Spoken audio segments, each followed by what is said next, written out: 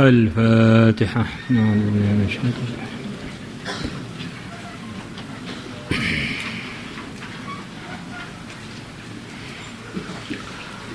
بسم الله الرحمن الرحيم.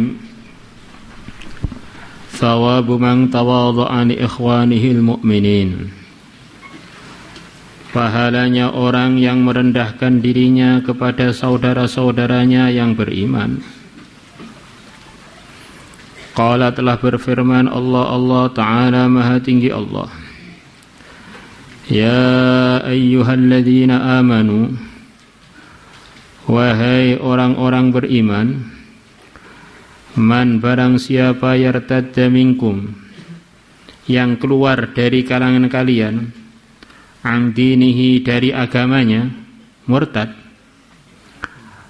fasawfa ya'tillahu biqaumin, maka Allah akan mendatangkan biqaumin, dengan satu kaum, wa yuhibbuhum, yang Allah mencintai mereka, wa yuhibbunahu, dan mereka mencintai Allah, adillatin, yang mereka merendah, lemah lembut, alal mu'minina, atas orang-orang yang beriman, aizzatin, mereka adalah orang-orang yang tegas, alal kafirina, atas orang-orang yang tidak beriman. Ini diantara yang bisa difahami dari ayat ini, diantaranya adalah bahwa selain para nabi, para rasul, mungkin saja selepas dia dapat hidayah, hidayah bisa lepas dari dia. Hidayah itu tingkatan-tingkatan.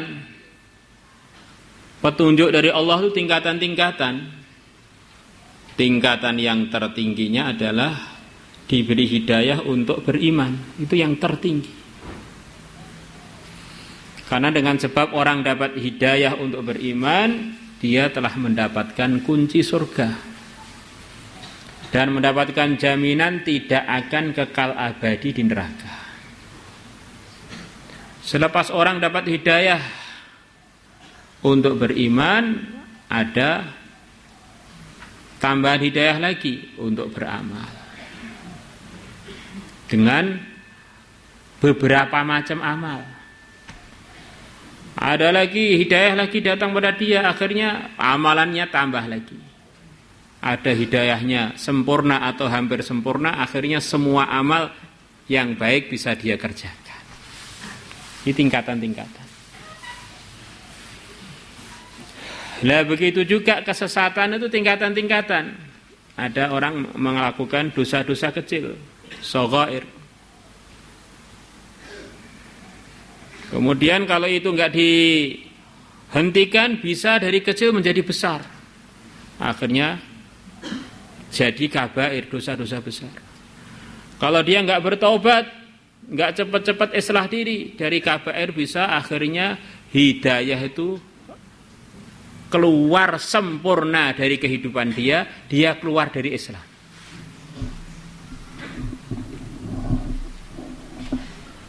Nah sekarang ini pertanyaannya, orang itu kalau dalam hidayah yang untung siapa? Ya yang untung dia sendiri sebetulnya. Dengan sebab dia dalam hidayah, bertahan dalam kebaikan, dalam ridhonya Allah, dia akan beruntung. Yang untung dia sendiri. Dia akan selamat dari neraka. Yang untung dia sendiri. Dia akan dapat kenikmatan yang abadi di surga. Yang untung dia sendiri. Maka begitu pula kalau orang itu murtad, meninggalkan Islam, yang rugi dia sendiri. Dia telah mencopot jaminan-jaminan dengan sebab keislaman dia dari kehidupannya. Maka dalam ayat ini Allah berfirman, siapa yang murtad dari kalian dari agamanya, itu tidak merugikan Allah. Allah masih punya banyak hamba yang lebih baik dari yang murtad-murtad itu. Kadang-kadang kita ini ngaji nggak rajin, wiridan nggak rajin, seakan-akan agama itu perlu pada kita. Kalau kamu nggak mau daftar jadi wali Allah yang lain masih banyak yang semangat-semangat untuk jadi wali Allah. Jadi kita ini bagaimana menghamba kepada Allah disertai khawatir kalau kita nggak dipilih oleh Allah. Disertai saya ini memang yang perlu ini saya. Kalau saya tidak amal, saya tidak rajin dalam menghamba kepada Allah, hamba Allah selain saya itu jauh lebih banyak.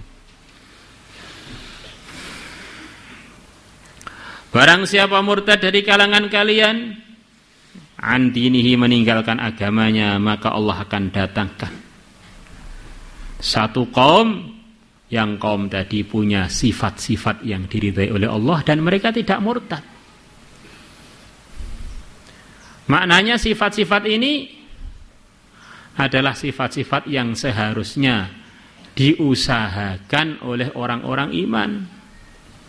Biar dia dicintai oleh Allah, biar dia dipilih oleh Allah.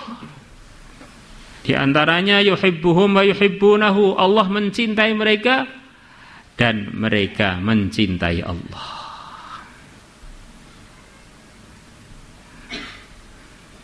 Ini bagi orang yang hatinya pas, imannya pas, dia akan paham. Sebelum segala sesuatu dari kalangan makhluk kita cintai, semestinya pencipta satu-satunya itulah yang layak kita cintai. Maka orang kok bisa cinta selain Allah melebihi Allah itu ya kebalik dalam pemikirannya. Wong selain Allah itu bisa menarik karena diciptakan oleh Allah. Bisa menyenangkan karena memang diciptakan Allah begitu, itu punya sifat yang menyenangkan kita. Lah kok malah tergiur dengan yang diciptakan, lupa dengan yang menciptakan. Maka nanti diceritakan penduduk surga mendapatkan berbagai macam kenikmatan di surga. Sampai kenikmatan pertama itu ketika penduduk surga mau masuk surga, mereka melihat pintu gerbangnya, saking indahnya, mereka terbengong-bengong, terpana melihat pintunya itu sampai ribuan tahun di depan pintu. Belum lagi selepas masuk surga dapat macam-macam kenikmatan, di antaranya melihat istrinya, para bidadari yang begitu cantiknya, diibaratkan andaikan mereka pakai baju lapis 30 pun akan tembus pandang, tidak menutupi kecantikannya. Kalau selain penduduk surga itu kan, kalau berpakaian sepertinya ganteng, cantik, begitu copot jerawatnya kelihatan, panunya kelihatan, ketiaknya yang jelek kelihatan, ya Allah. Tapi kalau penduduk surga itu ditutupi 70 masih tampak cantik. Ya. Kemudian setiap hari Jumat mereka diizinkan dengan keluarganya untuk ziarah ke pasar Jumat. Yang diantara isinya pasar Jumat adalah ada ruangan yang isinya adalah gambar-gambar orang yang sangat-sangat cantik dan orang-orang yang sangat-sangat ganteng di situ. Maka penduduk surga kalau ke situ itu mereka sudah sangat cantik, sangat tampan. Mereka ngomong-ngomong dengan suaminya, "Wah, itu kok ganteng banget ya, kalau itu seperti, kalau bapak seperti itu ya langsung jadi seperti itu."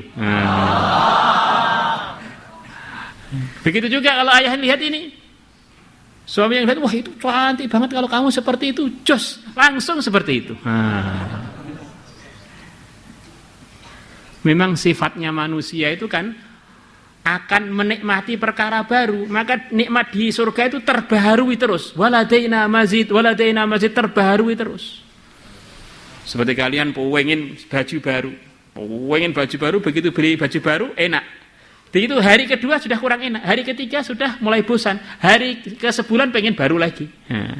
Maka penduduk surga sebelum bosan sudah baru lagi, sebelum bosan sudah baru lagi.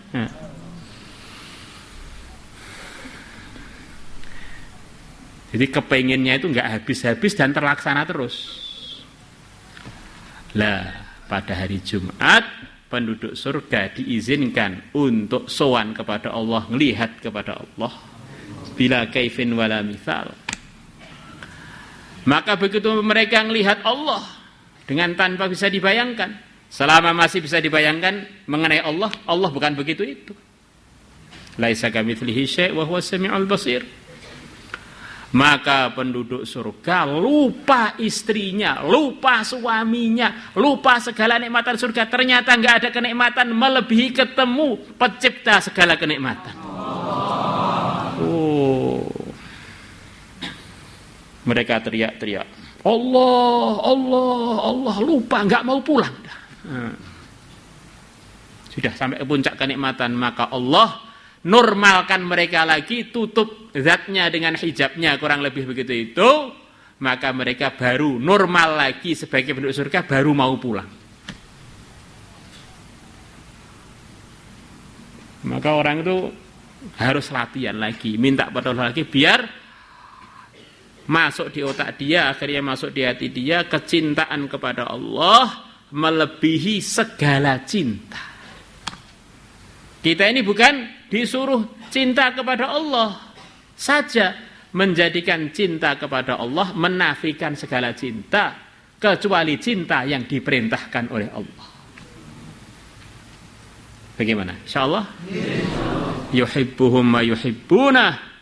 Kata sebagian ulama, kata-kata yuhibbuhum wa yuhibbunah isyarah. Orang itu tidak akan bisa mencintai Allah sebelum dicintai oleh Allah.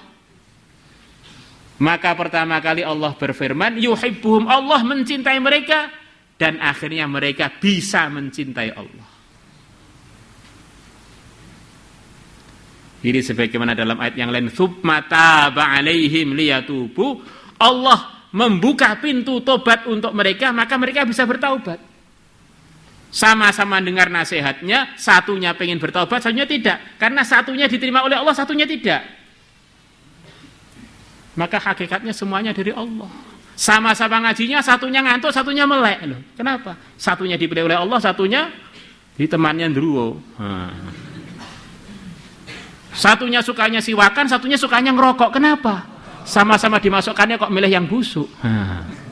Nah itulah, satunya dipilih oleh Allah, satunya dipilih oleh pabrik rokok. La ilaha illallah. Hati-hati. Adillatin, mereka adalah orang-orang yang merendah, tidak menyombongkan diri. Ini sifatnya, tidak merasa lebih baik. Adillah itu artinya luas. Ringkasnya berakhlak yang mulia, tidak menyombongkan diri alal mukminin, atas orang-orang iman yang lain. Meski dengan orang iman membawa keistimewaan dari Allah, dia ini lebih baik dari saya. Kalau lebih tua, ibadahnya lebih banyak dari saya. Kalau lebih muda, ini dosanya lebih sedikit dari saya. Kalau sepantaran, dia sepantaran tapi dia ini lebih maju dari saya. Nah.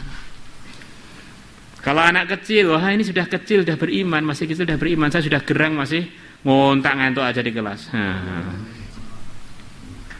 A'izzatin 'alal kafirin, dengan orang-orang yang tidak beriman, tegas. Sesuai dengan aturan-aturannya. Karena orang itu selama belum beriman, harus kita pahami dia ini memang belum dapat tiket apapun ke surga. Maka orang ini perlu diberi kejelasan, diberi keterangan pentingnya mereka mengenal Islam, pentingnya mengenal biar bisa masuk surga, selamat dari neraka. Jangan dengan orang Islam kuasar dengan orang non-muslim begitu lembut sampai nggak sempat dakwah kepada mereka. Kenapa? Kesopanan sampai nggak sempat dakwah. Sopan yang bukan pada tempatnya. Di ketegasan itu diantara maksudnya sebagaimana dicontohkan Nabi, menyampaikan kebenaran kepada mereka, siapapun mereka, rajanya, rakyatnya, pejabatnya, kita sampaikan. Nabi belum punya kekuasaan apapun, hanya menguasai satu kampung kecil di Madinah, beliau sudah kirim surat ke Persia, ke Romawi, ke ini, ke itu, menyampaikan. Masya Allah. Ketegasan dan keberanian beliau, memang beliau utusan Allah. La ilaha illallah. Kurang lebihnya begitu itu. Salatullah salamullah ala Rasulillah.